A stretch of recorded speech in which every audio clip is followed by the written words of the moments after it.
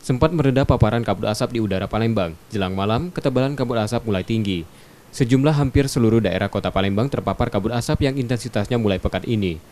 Nyala lampu penerangan jalan dan kendaraan terlihat berpendar karena tertutup asap.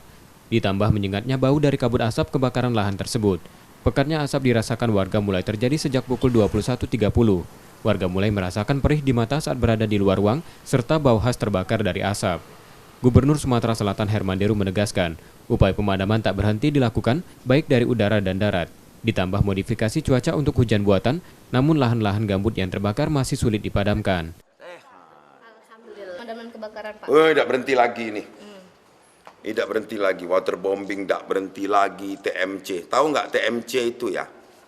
Sampai-sampai Pangdam kemarin lapor saya, dia ikut dalam pesawat itu. Nggak ada bibit air. Nggak ada bibit airnya, tumpah 800 kilo. Hujan hanya ngecer-ngecer, di mana yang ada bibit air. Jadi nggak, kalau soal upaya, nggak ada kita berhenti, sesuai kemampuan kita.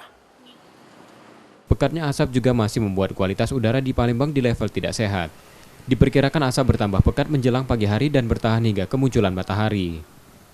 Purwantoro, Kompas TV, Palembang.